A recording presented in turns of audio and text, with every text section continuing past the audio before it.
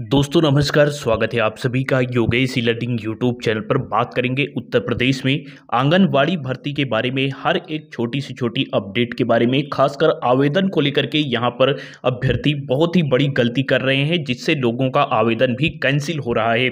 गांव-गांव यहाँ पर कितने पद हैं इसकी जानकारी, योग्यता, मेरिट, चयन प्रक्रिया, हर एक बिंदुओं से संबंधित, हर एक यहाँ पर सर्टिफिकेट से संबंधित हम आपको डिटेल में जानकारी इस वीडियो के माध्यम से देने वाले हैं, जिसके लिए वीडियो आपको पूरा लास्ट तक देखना पड़ेगा ताकि आप हर एक जानकारी से अवगत हो सकें।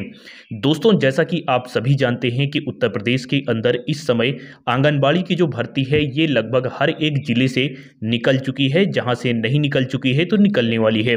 और ये जो पद है ये कुल मिलाकर आपको 24,000 से ज़्यादा पद देखने को मिल जाते हैं, जिसके लिए यहाँ पर ऑनलाइन आवेदन भी शुरू कर दिए गए हैं। ये ऑनलाइन आवेदन करने की आधिकारिक वेबसाइट है, जिसके माध्यम से हम ये भी जानेंगे कि हम अपना आवेदन कैसे सही तरीके से सबमिट करें ताकि हमारा आवेदन रिजेक्ट ना हो। इसके अलावा गांव-गांव में यहाँ पर जो पद हैं ये कितने पद पर ये भर्ती है, क्योंकि यहाँ पर आपके ब्लॉक की, आपके तहसील की जानकारी तो दी गई है, लेकिन गांव-गांव या फिर वार्ड की जानकारी नहीं दी गई है। इसके बारे में भी बात करेंगे। इसके अलावा इसके लिए मेरिट किस प्रकार से बनाई जाती है, और अगर यहाँ पर कोई हमारे पास अतिरिक्त यहाँ पर सर्टिफिकेट है उसका किस प्रकार से बेनिफिट मिलेगा, चयन प्रक्रिया क्या रहने वाली है, योग्यता क्या रहने वाली है, इन सभी बिंदुओं को लेकर के बात करेंगे। सबसे पहले आइए एक किसी विज्ञापन को ओपन कर लेते हैं और इसके बारे में चीज़ों को समझ लेते हैं। और इसके अतिरिक्त भी मैं आपको बहुत सारी जानकारी देने वाला हूं जो कि इस विज्ञापन के अंदर मौजूद भी नहीं है। देखिए, मैं ये आपको अयोध्या जिला का विज्ञापन दिखा रहा हूँ। खैर, आपको यहाँ पर स्थान से कोई मतलब नहीं है। विज्ञापन में जो भी यहाँ पर जो है प्रोसेस रहने वाला है वो सभी का सेम ही रहने वाला है। देखिए, यहाँ पर अगर हम बात करें परियोजना के नाम को लेकर के, तो यहाँ पर आपको अपने गांव का या फिर अपने वार्ड का नाम बिल्कुल भी नहीं दिखाई देता है। आपको यहाँ पर तहसील या फिर ब्लॉक का नाम ही दिखाई देता है। तो अगर यहाँ पर आपके तहसील या फिर आपके ब्लॉक का नाम दिखाई दे रहा है तो हम ये कैसे जाने कि हमारे गांव से भर्ती है या फिर नहीं, तो इसके बारे में भी मैं आपको बताऊंगा। देखिए, अगर आपके यहाँ पर ब्लॉक या फिर तहसील का नाम है तो उसके लिए आपको अपने तहसील विकास भवन कार्यालय में जाकर के यहाँ पर जो है ये पता करना होगा कि हमारे गांव से भी भर्ती है या फिर नहीं। और अगर विकास भवन नहीं तो विकास खंड जो है इन कार्यालयों में जाकर के आपको यहाँ से जानकारी मिलेगी। और यहाँ पर जो पद हैं ये किस वर्ग से निकले हुए हैं, ये पूरी जानकारी आपको वहीं से मिलेगी। और दोस्तों, अगर हम यहाँ पर बात करें मेरिट को लेकर के, चूंकि योग्यता तो इसमें सिर्फ 12वीं पास ही है, तो अब अगर हम बात करें कि मेरिट किस प्रकार से बनती है, चूंकि आप जानते हैं कि परीक्षा होगी नहीं, सिर्फ मेरिट से यहाँ पर जो भर्ती है ये होनी है। तो किस प्रकार से मेरिट बनती है इसको लेकर के आइए हम यहाँ पर जानकारी आप सभी को दे देते हैं। देखिए दोस्तों, इसमें जो मेरिट बनने का खेल है ये सभी का 10% लिया जाता है। लेकिन देखिए, योग्यता यहाँ पर जरूर सिर्फ 12वीं पास है, लेकिन अगर आपने 12वीं के अतिरिक्त भी यहाँ पर कुछ कर रखा है, स्नातक या फिर परास्नातक, तो उसका भी बेनिफिट मिलेगा। कैसे मिलेगा? देखिए, अगर मैं आपको उदाहरण से समझाऊं, जैसे कोई एक अभ्यर्थी है जिसने सिर्फ 12वीं कर रखा है और कोई दूसरा यहाँ पर महिला अभ्यर्थी हैं जिन्होंने यहाँ पर परास्नातक कर रखा है। मान लेते हैं जो पहली अभ्यर्थी हैं उन्होंने यहाँ पर सिर्फ और सिर्फ 12वीं कर रखा है, जिनका हाई स्कूल में 60% अंक है, इंटर में 60% अंक है। तो यहाँ पर जो इनकी मेरिट होगी ये हाई स्कूल का 10% यानी कि 10 से भाग कर देना होगा जो यहाँ पर परसेंटेज होगा। तो इस प्रकार से हाई स्कूल का यहाँ पर 60% था और उसमें अगर हम 10 से भाग करेंगे तो 6 मेरिट हाई स्कूल से, 6 मेरिट इंटर से, इस प्रकार से 12 मेरिट इनकी बनती है जिन्होंने सिर्फ यहाँ पर 12वीं कर रखा है। वहीं दूसरी यहाँ पर जो महिला अभ्यर्थी हैं इन्होंने यहाँ पर परा स्नातक तक कर रखा है और जिसमें इनका जो है सभी में 60% अंक है। तो अगर इस हिसाब से इनका यहाँ पर 10% लिया जाए तो इनकी मेरिट यहाँ पर 12वीं पास अभ्यर्थी के सापेक्ष में यहाँ पर दुगना बनती है, यानी कि 24 मेरिट बनती है। तो इस प्रकार से इनकी मेरिट जो है ये आपको देखने को मिलती है, इस प्रकार से गणना की जाती है।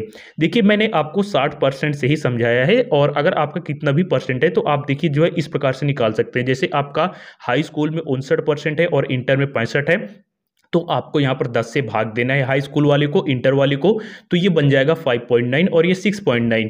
जब आप इसे जोड़ेंगे तो ये 12.4 आपकी जो मेरिट है ये यहाँ पर निकल कर आ जाएगी। बाय द वे, अगर आपने ग्रेजुएशन भी कर रखा है, ग्रेजुएशन में भी 60 या 50% है, तो उसका भी 5 या 6 मेरिट आपको जोड़ लेना है।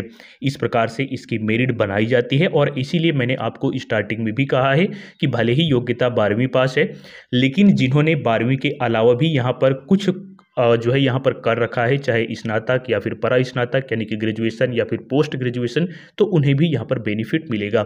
वेतन की बात कर लेते हैं तो दोस्तों यहाँ पर जो है आंगनबाड़ी कार्यकर्त्री का जो वेतन होता है ये 8,000 रुपये के आसपास उत्तर प्रदेश के अंदर देखने को मिलता है, कुछ अलग से यहाँ पर चीज़ों को इंक्लूड करने के बाद। मिनी आंगनबाड़ी का 6500 के आसपास, और यहाँ पर अगर हम बात करें सहायिका का तो 4,000 के आसपास यहाँ पर जो मानदेय है ये आपको देखने को मिलता है हर महीना।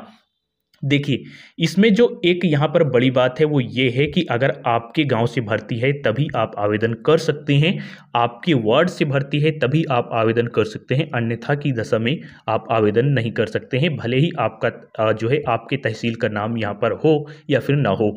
बात कर लेते हैं डॉक्यूमेंट की, तो देखिए निवास और यहाँ पर आय प्रमाण पत्र। देखिए, आय में भी आपको ये ध्यान रखना है कि 6 महीने के अंदर का ही हो ये सारे डॉक्यूमेंट। इसके अलावा आय में आप ये कोशिश करें कि अगर आप गांव में जो है गांव के रहने वाले हैं तो 46,000 के नीचे की ही आय हो, और अगर आप शहर के रहने वाले हैं तो भी 56,000 के नीचे की आय हो, उसका भी आपको यहाँ पर अतिरिक्त बेनिफिट मिलता है। इसके अलावा अगर आप यहाँ पर जो है विधवा महिला हैं या फिर तलाकशुदा महिला हैं या फिर विकलांग हैं तो इसका सर्टिफिकेट आप इसमें अवश्य लगाएं, क्योंकि इसका इतना ज़्यादा बेनिफिट है जितना आप सोच भी नहीं सकते हैं, है ना। तो अगर आप विधवा, तलाकशुदा या फिर विकलांग हैं तो इसका सर्टिफिकेट अवश्य लगाएं। और अगर आप ये सारे यहाँ पर डॉक्यूमेंट लगा देते हैं कोई एक अगर इसमें से, तो उसका आपको बेनिफिट मिलता है। इसके अलावा फॉर्म भरने के लिए आपके पास एक छोटी सी ईमेल आईडी और मोबाइल नंबर भी होना चाहिए। ईमेल आईडी नहीं है तो बना लीजिए, 2 मिनट लगेगा, यूट्यूब पर वीडियोज़ वगैरह देख करके, या फिर आप कॉन्टैक्ट भी हमसे कर सकते हैं। इसके अलावा यहाँ पर दोस्तों अगर हम बात करें कि यहाँ पर आवेदन जो है ये किस प्रकार से करना है, देखिए ये इनकी आधिकारिक वेबसाइट है। इसमें आपको जो यहाँ पर ऊपर देखने को मिलता है 3 डॉट, वहाँ पर क्लिक करके आवेदन करना है। सबसे पहले जान लेते हैं कहाँ कहाँ की भर्ती है। तो देखिए मुजफ्फरनगर, सांवली, ईटा, चित्रकूट, बागपत, हाथरस, पीलीभीत, लखनऊ, इसमें आप अपने ज़िले का नाम देख लीजिएगा। संभल, अमरोहा, कौशाम्बी, प्रतापगढ़ और सीतापुर, मेरठ, हापुड़, औरैया, इसके अलावा मऊ, रायबरेली, कासगंज। तो ये दोस्तों सभी ज़िलों के नाम हैं। अगर आपके भी ज़िले का नाम है तो आप इसकी विज्ञप्ति को डाउनलोड करिए। आपके ब्लॉक का नाम है तो फिर आप विकास भवन में जाकर पता करिए, उसके बाद आवेदन करिए। बुंदवन हो गया, शाहजहांपुर हो गया, गाजियाबाद हो गया, फतेहपुर, भदोही, रायबरेली, बरेली और अलीगढ़, अयोध्या, महाराजगंज, इटावा, शाहजहांपुर, चंदौली, संत कबीर नगर, बस्ती, ललितपुर, बिजनौर, मथुरा, फर्रुखाबाद, गौतम बुद्ध नगर, रामपुर, उन्नाव और यहाँ पर कानपुर नगर। इसके अलावा शायद यहाँ पर कुछ ज़िले मुझसे छूट गए हों, तो आप खुद से जाकर के यहाँ पर वेबसाइट पर आकर के या फिर हमारे टेलीग्राम चैनल पर जाकर के इसे देख सकते हैं। विज्ञप्ति को डाउनलोड करें, उसके बाद अगर आपके ब्लॉक का नाम है तो जाकर के आप विकास भवन, विकास खंड या फिर तहसील में वहाँ पर जो है नोटिस बोर्ड होता है उसमें जाकर के आप देख सकते हैं। अब आइए जान लेते हैं आवेदन के बारे में, कैसे आवेदन करें ताकि किसी भी प्रकार की गलती ना हो। आवेदन करना काफ़ी आसान है। जो यहाँ पर आपको 3 लाइन देखने को मिल रही, इस पर क्लिक करेंगे। अगर आप नए यूजर हैं तो आपको रजिस्टर पर क्लिक करना होगा, वैसे नए ही यूजर होंगे आप तो आपको यहाँ पर रजिस्टर पर क्लिक करना होगा। और अगर आपने यहाँ पर जो पिछली भर्ती आई थी जो कि संपन्न नहीं हुई थी, रोक लग गई थी, अगर आपने उस पर रजिस्टर्ड किया था तो फिर आप लॉगिन पर क्लिक करें और आईडी पासवर्ड इंटर करके भी यहाँ पर आवेदन कर सकते हैं। देखिए नए यूजर के लिए रजिस्टर पर क्लिक करना है और रजिस्टर पर क्लिक करने के बाद आपको यहाँ पर डिटेल अपनी भरनी होगी। जैसे कि अगर हम यहाँ पर बात करें तो आवेदक का नाम, इसके बाद आवेदक का पिता का नाम अच्छे से यहाँ पर जो है भरिएगा, किसी भी प्रकार की स्पेलिंग वगैरह में मिस्टेक ना हो।